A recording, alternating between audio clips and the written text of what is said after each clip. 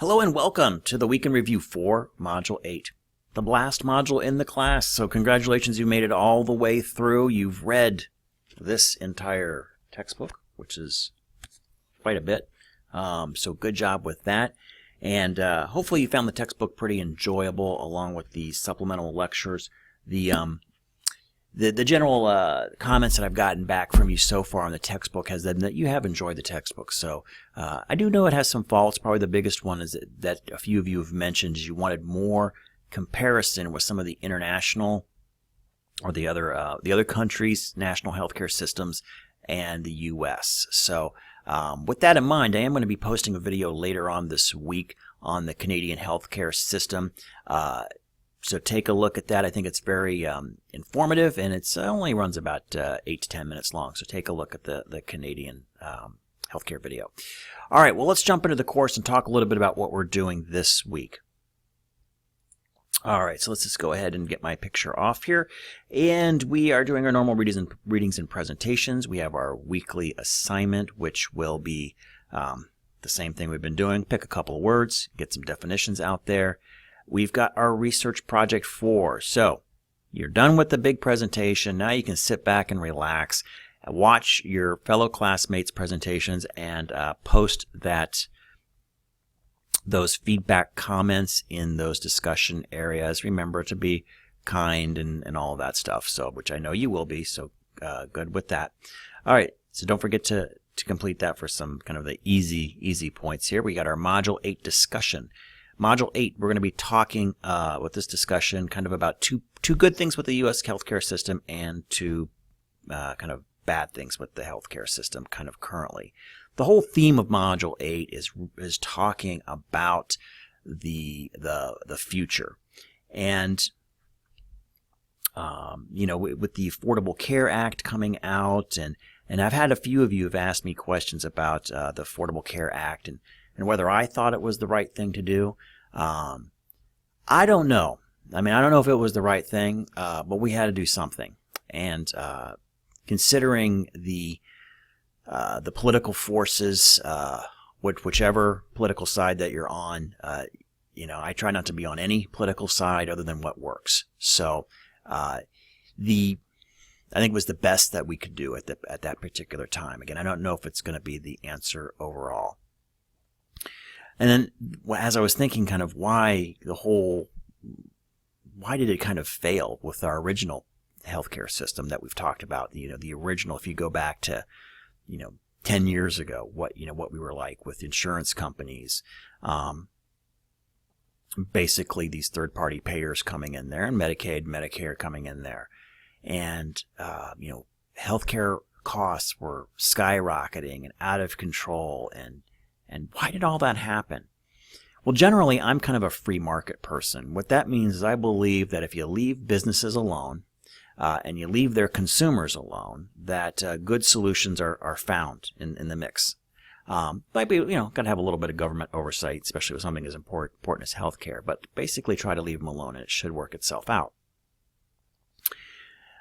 But in order for that to have happened, that there would have been some absolutely unacceptable choices that would have had to be made. So I say that the free market nature of healthcare was doomed to fail. And what I mean by that is for it to have failed, or to succeed, we would have had to let people die. And that means that people that didn't have insurance or the ability to pay would walk into a hospital and say, no, we're not giving you service. So we literally have people dying in the streets. Now, as a civilized society, we're not going to have that. These conditions may have existed a couple hundred years ago, but that's not going to happen in today's society, nor should it happen. If you think about you know, what was happening historically, again, going back a couple hundred years ago, or even 100 years ago, go back 150 years ago, you have, you know, a lot of these religious orders and kind of volunteers taking care of sick people. Well, all you really needed back then, and of course, being a doctor was, quite frankly, pretty easy back then too. So, but all you needed was, you know, maybe some beds, maybe some clean sheets, maybe some running water if you're lucky, and that's all you needed to take care of people. And many of them died anyway. So you didn't have medicines. You didn't have all of this expensive capital, these MRI machines and expensive hospitals and these drugs that take decades to research to heal people. So things have really changed, and there's no way that system would work now. It would ultimately collapse. So we have to take care of people. People have to come in, and we have to have folks doing that. Well, how was it being done before? Let's say about 10 years ago. People would come into the emergency room. They would get an MRI if required. They'd get a $10,000, $5,000 exam.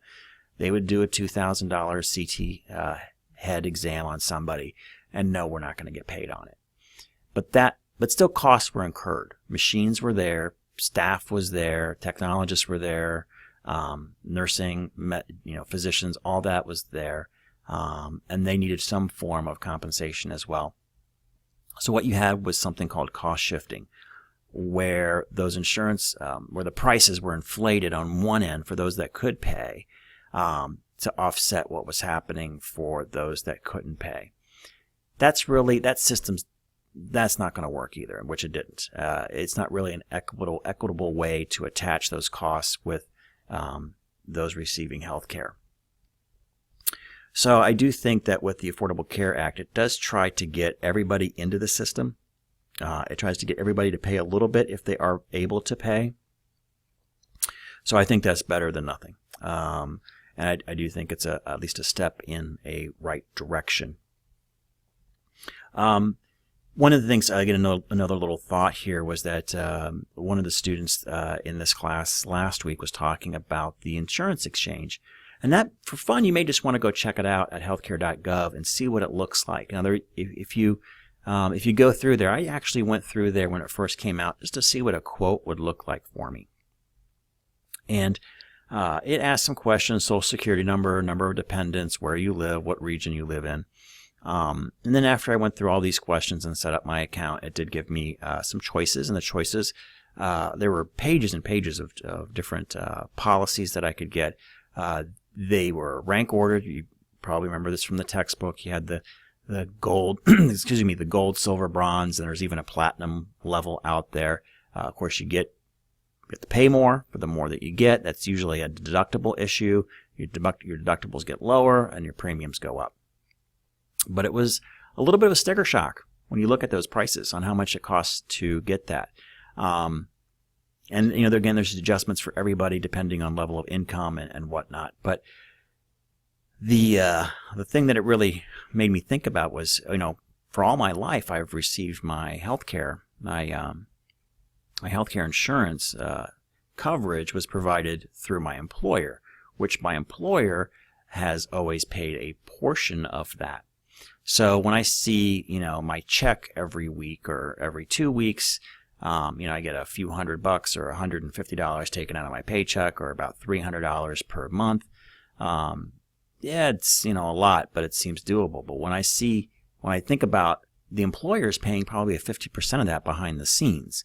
So that's definitely a benefit to me that I kind of sort of forget about sometimes. So it's I have to remind myself that there is an extra hidden benefit that is part of my compensation that I may not see in my paycheck, but I know is going to offset that.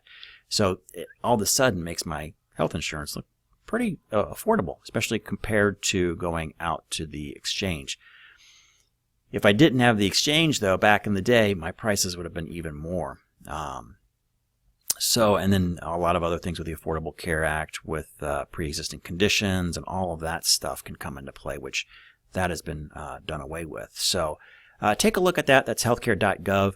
It is a very interesting process. Again, you don't have to buy it, but you kind of get a good idea what it looks like.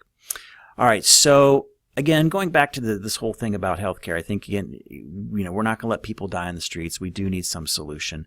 I don't know if the Affordable Care Act is going to be it. We may someday end up with something more like the Canadian system, but I think we have to do that incrementally. The United States, we have this culture of this kind of independent culture, which I think is very good and makes us very unique in the world. In that we don't, if anything limits our choice, we hate that, right? And that's why there was so much resistance about the single payer system here in the United States. But ultimately, I think healthcare is so unique, and it's not going to be really driven by market forces in some ways, as far as a free market, because we're not going to let people die on the streets. We're not going to turn away people, the indigent, the elderly who can't afford to pay. We're not going to turn away those people. And I think in the other industrialized countries, it seems to have worked pretty well once it got put into place. So who knows? Let's see. The next 10 years will be very, very interesting. And that's what all about this week is about. It's about the future. So I think this module is kind of interesting. Now let's just talk a little bit, kind of get off my soapbox there about the Affordable Care Act in the future. What I think of healthcare may turn into is we have a final exam. And the final exam this week is going to be 13 essay questions. So don't freak out. And there's probably no way really to study for this. But what you want to do is definitely have your textbook at the ready when you go into this. Now, the way I'm hoping it works is about 80% of the stuff for each one of these questions you should be able just to answer without looking anything up. And then you're going to need maybe some supporting facts, in which you can go ahead and grab from that textbook. So have that at the ready. You do have 3 hours for this exam, so hopefully that's plenty of time for you to get through that. With the 13 questions. And I have some bullet points in there of some specific items that you should answer. Just remember, I'm not looking for perfection, for grammar and spelling. God only knows I'm a horrible speller. But do try to have complete sentences and kind of complete thoughts and complete paragraphs in there. So you can make sure that you get all your points for that. Okay, so that talks a little bit about the final exam. I know there's always some anxiety over final exams. And then we have our weekly reflection this week. Should be hopefully pretty, again, kind of a familiar territory for you on that. Okay, well that concludes the week in review. Before I sign off, I want to thank each and every one of you for being a part of this course. It's really been I love doing summer classes, and this group, your group, has been absolutely excellent in the way that you're interacting. The quality of your work has been overall some of the best I've seen in at least the past 3 semesters. So fantastic job here. I know some of you are going on into other programs, into our medical imaging program or whatnot throughout the college. I wish you all the best as you go through those programs. And for those of you that are in the HCA minor, we'll see you back hopefully for some other courses as you go through your minor in healthcare administration. Remember, for you medical imaging folks, it only takes 2 additional classes to pick up your minor in healthcare administration. So I think that makes kind of a nice combination, major in imaging and minor in HCA. I designed both, so I designed them to work together. And then for those of you that are in our healthcare administration program, you're just starting your journey. So welcome to the program. If there's anything I can do for you, especially in this week and beyond, don't hesitate to contact me. All of you have my cell phone number. All right. With that concludes the week in review for Module 8. And always, thanks for watching.